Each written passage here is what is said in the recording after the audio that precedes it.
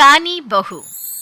किशोरी लाल जी के बेटे राघव की शादी की बात जगह जगह चल रही थी, लेकिन किशोरी लाल जी को कोई लड़की पसंद ही नहीं आती थी। और उसकी एक ही वजह थी, किशोरी लाल जी का लालची होना।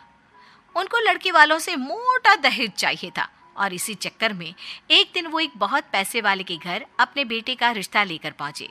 उस आदमी का नाम था ओम प्रकाश।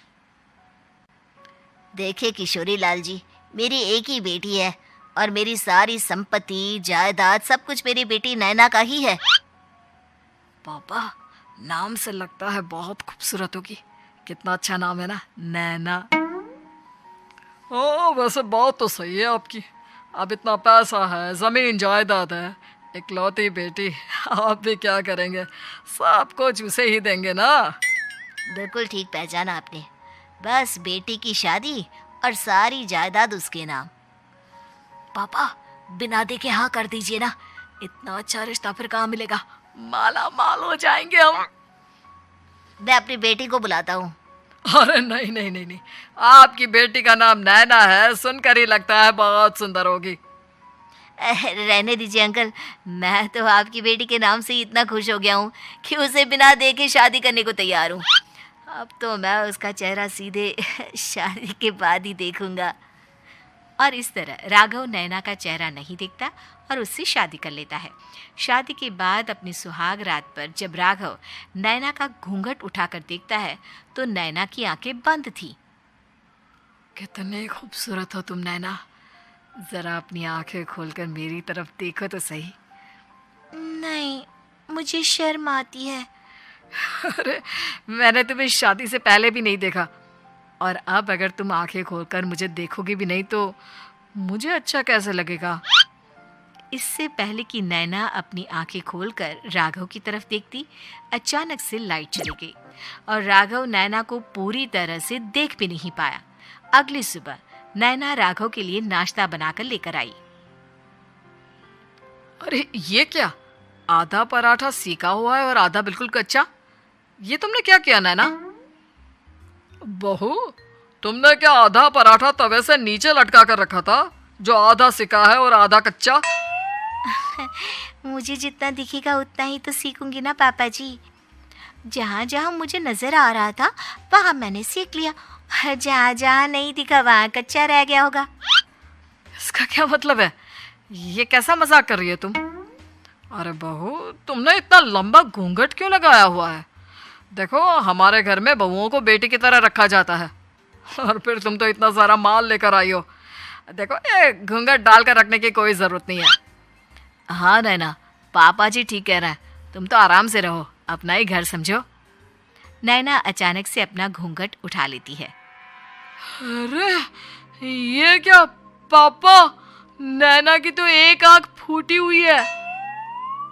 नाम से नैना, लेकिन ये तो कानी बहू निकली। मेरे साथ धोखा हुआ है, धोखा। बिना दिखाए अपनी कानी लड़की मेरे संग ब्याह दी।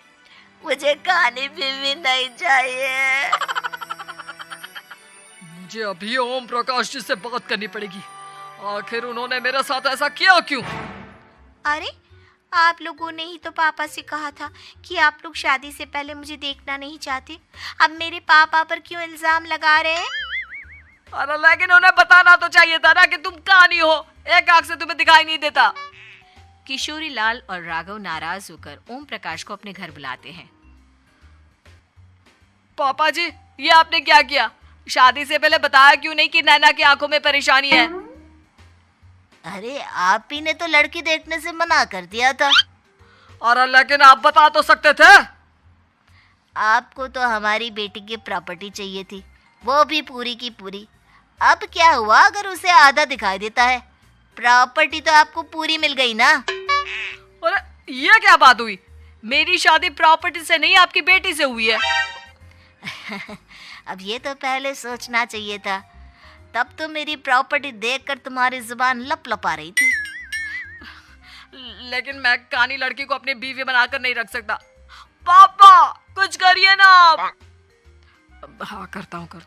देखिए ओम प्रकाश जी, आप हमारे साथ ऐसा नहीं कर सकते। और तुम देखो, अगर तुमने मेरी बेटी से शादी तोड़ी ना, तो जो भी प्रॉपर्टी मैंने तुम्हें दी है वो तो पूरी की पूरी वापस ले ही लूँगा, और आधी प्रॉपर्टी तुम्हारी भी लूँगा। अरे मेरी आधी प्रॉपर्टी भला क्यों लेंगे आप? इसलिए क्योंकि मेरी बेटी को आधा नजर आता है और उसकी नजर अभी तक तुम्हारी आधी जायदाद पर ही पड़ी है। अब तुम उसे घर से निकालोगे तो कुछ तो लेकर जाएगी ना। और अगर हम आपकी बेटी को अपने घर की बहू बनाकर रखे तो? तो तुम्हारी पूरी प्रॉपर्टी तुम्हारी ही रहेगी, और जो मैंने तुम्हें दिया है ना, उसमें से बस मैं आधा लेकर जाऊंगा। अरे लेकिन अब आप अपनी दी हुई प्रॉपर्टी में से आधी वापस क्यों लेकर जाएंगे? अगर मैं आपकी बेटी को अपनी पत्नी बनाकर रखने को तैयार हूं तो? इसलिए ताकि भविष्य में अगर तुम मेरी बेटी को धोखा दो तो उसके पास कुछ तो रहे जो पति का हो। वैसे मेरे पास तो बहुत कुछ है, लेकिन अपने पति की कोई निशानी तो उसके पास होनी चाहिए ना। अब अगर तुमने मेरी बेटी को कहानी कहा तो तुम्हें प्रॉपर्टी भी कहानी ही मिलेगी, पूरी नहीं। जमाए राजा। किशोरी लाल और राघव समझ चुके थे कि वो बुरी तरह फंस चुके हैं और अब उनके पास वहां से निकलने का कोई चारा नहीं है।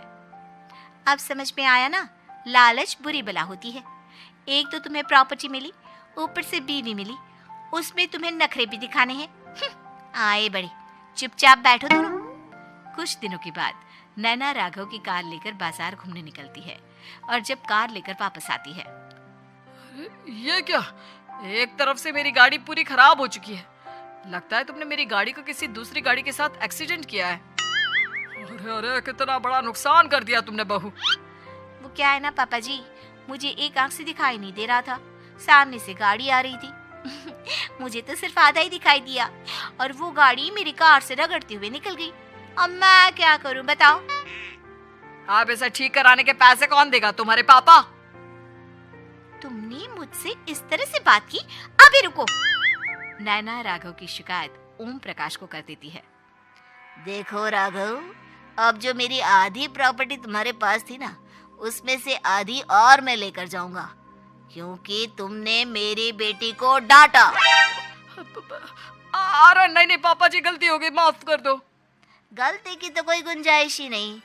अगली बार मेरी बेटी को डांटा तो बची हुई आधी में से आधी और ले जाऊंगा। लालच के चक्कर में हम दोनों ने बहुत बड़ी गलती कर दी बेटा। एक तो तुम्हें कानी बहू मिली और ऊपर से जो माल मिला वो भी काना। इस तरह राघव की हर एक गलती पर ओम प्रकाश उसकी प्रॉपर्टी का आधा आधा हिस्सा लेकर अपना सारा माल वापस ले गया और राघव को कानी बीवी से काम चलाना पड़ा। भाई लालच वाकई में बुरी बला है।